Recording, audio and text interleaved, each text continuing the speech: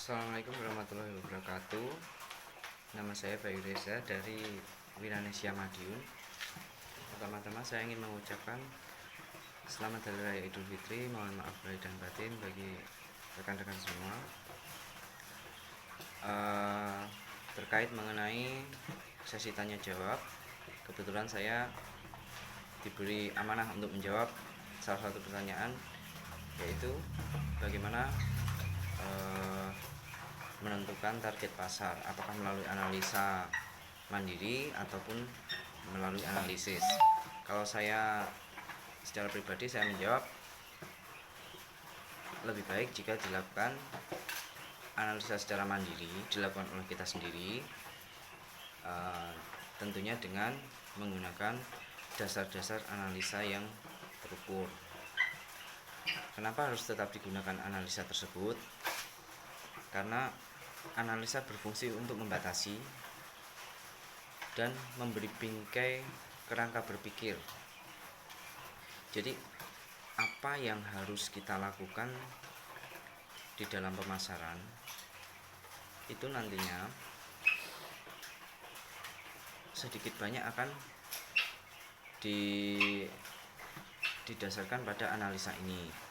Jadi ketika kita memutuskan untuk melakukan pemasaran, kita harus memikirkan aspek-aspek, misalnya satu, analisa tentang konsumen. Yang kedua, analisa tentang SWOT. Yang ketiga, STP, segmenting, targeting, positioning.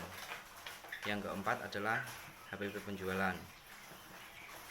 Keempat hal ini jika akan dibedah akan menjadi sebuah pemikiran yang menarik, sebuah hasil yang menarik. Karena apa?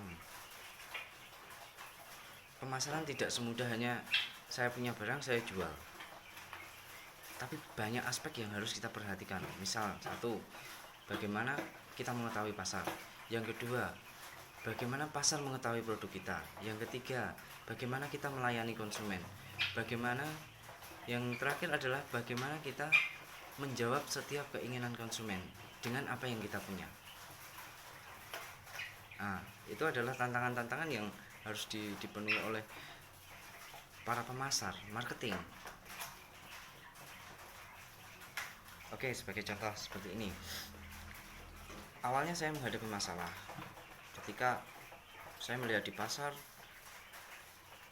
telur kecil-kecil lebih cepat laku daripada telur yang besar-besar. Sementara saya punya telur besar-besar seperti ini.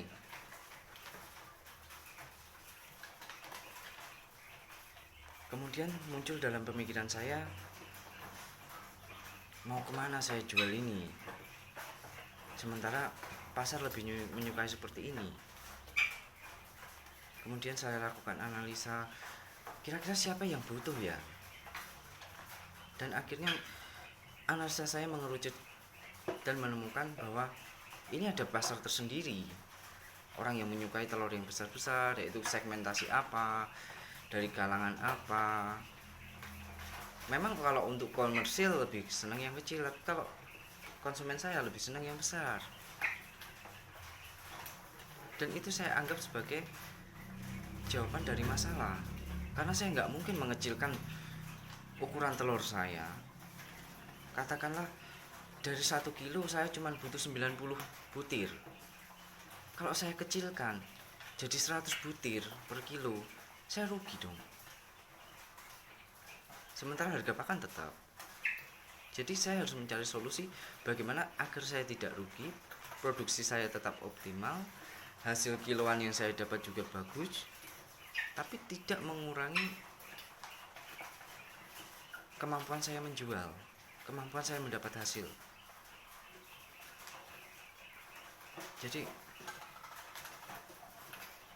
temukanlah masalah, kemudian carilah solusinya, dan solusi itu pasti ada di sekitar kita. Kira-kira demikian yang bisa saya sampaikan. Kurang lebihnya saya mohon maaf. Jika ada pertanyaan ataupun ulasan yang lebih lanjut bisa melalui admin kami. Wassalamualaikum warahmatullahi wabarakatuh.